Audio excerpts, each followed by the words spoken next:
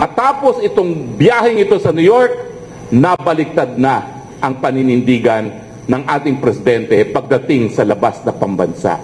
Bagong-bago sa opisina niya, bumalentong.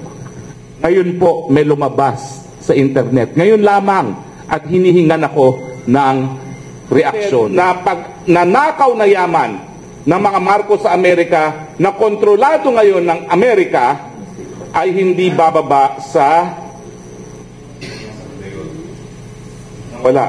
hindi bababa sa 500 billion. At ang tanong dito sa pinapakomentohan sa akin, ito kaya ang dahilan kung bakit bumalentong ang presidente. At ngayon, sa ngayon, ang sugo ng Amerika dito sa Asia. Kung kami nagsimula ng maisog, ang aming pakay para iparating sa taong bayan ang plano ng iilan sa atin na baguhin ang saligang batas para pakinabagan nilang personal. Pantakin ninyo ang kanilang gustong gawin, baguhin ang saligang batas sa pamamagitan ng People's Initiative na mga namumuno ay mga politiko. Alam niyo yan. Lahat ngayon ng congressman, lahat ng mayor, pinakuha ng mga lagda para sa charter change. Hindi lang yan. Ginamit pa ang mga ayuda bilang pandinlang sa taong bayan na ang pinipirmahan nila ay kapalit ng ayuda. Mas masama pa ang ginawa nila dahil gaya ng ginagawa ng politiko sa eleksyon, namili rin sila ng lagda, nangako ng bayad, maski kinupitan pa ang bayad para sa mga lumagda. Ang tatanungin natin, bakit kinakailangan manlinlang? Bakit kinakailangan mambili ng lagda para lamang baguhin ang saligang batas? Well, isa lang po ang kasagutan dyan.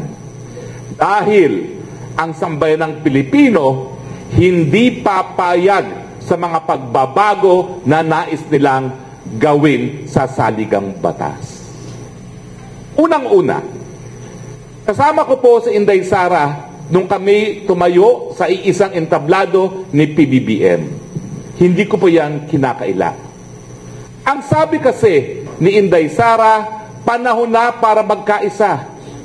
Sa dami ng mga problema na hinaharap ng bansa, siguro naman kung magkakaisa, magkakaroon ng solusyon. Ako po ay kamag-anak ni Jovito Salonga. Ako po ay nakarating na nung Dumaguete, nung ako ay nag-aaral pa ng College of Law para sa eleksyon ng senador noong 1988. At kaya nakilala ko rin po ang mga Congressman Arnaiz na sinabi rin ni Glenn Chong. Ako po ay nakampanya na rito, ako po ay protestante, ako po ang pinadala dyan sa Siliman. Kaya sa mulat-mula po talaga, tutol po kami sa rehimeng Marcos. Pero bakit tayo sumanib puwersa doon kay Inday Sara nung siya'y nagdesisyon na kinakailangan na magkakaisa? Una-una, dahil naniniwala ako, kinakailangan na magkaisa. At ang aking sinabi, ang kasalanan ng ama hindi dapat gawing kasalanan ng anak. Yan po'y nasa Biblia. Inaasahan din namin na dahil humihingi ng pangalawang pagkakataon ang pamilyang Marcos para linisin ang kanilang pangalan, gagawin nila ang lahat para mapamahal muli ang pangalang Marcos sa Pilipinas. Kung ano yung mga bagay-bagay na naging dahilan kung bakit sinipa sila noong 1986, ang buong akala natin, kabaliktaran ngayon ang gagawin nila. Pero anong nakita natin sa mga pangyayari kailan lamang?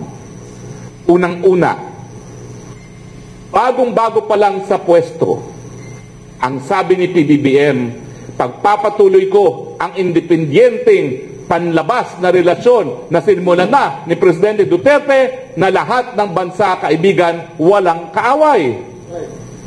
Bago po siya manumpa, pero siya na proklama na, sinabi po niya yan sa Filipino-Chinese Friendship Society.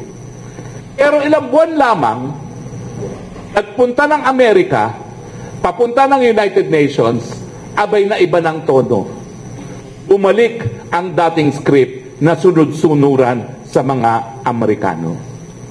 O kwento ko ngayon kung anong tingin kong nangyari dahil parang kasalanan ko pa ito. Bakit po? Noong sila'y nagplanong pumunta ng Amerika sa New York, ako'y nagpadala ng memorandum kay Presidente. Ang sabi ko, wala pang desisyon ang Korte Suprema ng Amerika tungkol sa sovereign immunity ng mga presidente. At dahil wala pang desisyon ang Korte Suprema ng Amerika, may posibilidad na dahil ikaw meron kang 320 million civil contempt na ipinataw ng isang West sa Honolulu dahil ayaw mong sabihin kung nasa ng mga ari-arian yung mga ninakaw sa bayan para bayaran yung mga biktima ng karahasan ng panahon ng martial law, po pwede kang ipahuli at ipakulong ng hukuman. Ang sabi ko pa, ang pinakamataas na desisyon na meron ngayon sa Amerika ay ang kaso ng Hilaw versus Marcos, kung saan ginamit ang depensa ng Marcos ang kanyang pagiging presidente para magkaroon ng sovereign immunity from suit. Hindi pwedeng maidemanda sa Amerika. Pero ang Court of Appeals, hindi ang Supreme Court ang nagsabi, ang sovereign immunity, ang hindi po pwedeng mademanda mga bagay-bagay laban sa mga nakaupong presidente, yan ay sa mga bagay-bagay laban ng opisyal. Yung pagtotorture, yung pagdedesperasido, yung pagpapatay, hindi yan sovereign act at therefore walang immunity. Kaya nagkaroon ng bilyong-bilyong award laban sa estado o sa estate ni Marcos pabor sa mga biktima ng martial law. Pinakita ko ang aking memorandum kay Enrile. Sumang-ayon si Enrile. Pinakita ko ang aking memorandum kay Secretary Remulla. Sumang-ayon si Remulla. Ang tanong, anong dapat na solusyon? Well, ang sabi ko sa aking pag-aaral, kinakailangan kumuha ka ng suggestion galing sa State Department, yung DFA ng Amerika, na ihahain doon sa korte na merong kaso ang mga Marcoses. At sabihin doon na ang suhestyon ng ehekutibo ay bigyan siya ng sovereign immunity from suit. At huwag aalis ng Pilipinas nang wala nun dahil ayaw ko namang makita yung bagong halal ng presidente arestado for contempt. Sumunod ang presidente dahilan na nagalit sa akin ang speaker. Sabi niya, masyado mong tinakot ang presidente. He is duly elected. Of course, he will be accorded sovereign immunity. Ang sabi ko sa kanya, anong sinasabi mo dyan? Eh si Marcos, duly elected. Na-sentensyahan na magbayad ng bilyon-bilyon. Pwede rin mangyari yan kay BBM. Dahil ayaw kong makita siya na ma-insulto at ma-embaras habang siya ay nasa Estados Unidos. Ang hindi ko alam ngayon, binigyan ko pala ng pagkakataon na magkaroon ng negosasyon ang mga Romualdez sa katauhan ng Ambassador Romualdez na kanyang pinsan at ang State Department. At tapos itong biyaheng ito sa New York, nabaliktad na ang paninindigan ng ating presidente pagdating sa labas na pambansa. Dati tinawag niya ang China na pinaka-importante nating partner, matapos ang kanyang biyahe sa New York, bully na ang China. Ano kaya ang nangyari? Bakit biglang bumalentong? Bagong-bago sa opisina niya, bumalentong. Ngayon po may lumabas sa internet. Ngayon lamang at hinihingan ako ng reaksyon. Ang sinasabi, ngayon lamang lumabas ang balita na yung civil contempt for $300 million in-extend ang buhay hanggang 2031. At ang ine-estimate ay meron siyang, kakatanggap ko lang po kasi at humihingi ng reaksyon Ang estimated na nanakaw na yaman ng mga Marcos sa Amerika na kontrolado ngayon ng Amerika ay hindi bababa sa hindi bababa sa 500 billion pesos. 500 billion pesos. At ang tanong dito sa pinapakomentohan sa akin, ito kaya ang dahilan kung bakit bumalentong ang presidente. At ngayon, siya ngayon ang sugo ng Amerika dito sa Asia. Ano mga sinasabi ng mga karatig bansa natin? Yung bakong halal na presidente ng Indonesia, hindi pa man nanunumpa, nagpunta sa China at ang sabi, ang aking prioridad magkaroon ng mas malapit na relasyon sa China. Yung Anwar Ibrahim, anong sinabi ng Malaysia?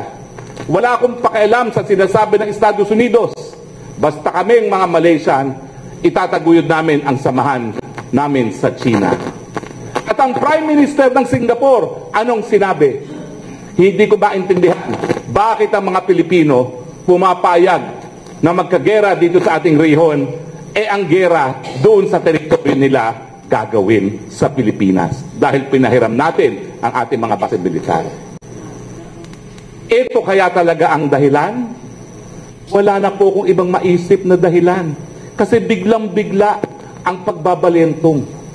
At dahil nga doon sa memorandum ko, nagkaroon ng pagkakataon na mag-usap ang State Department at ang pamilyang Marcos at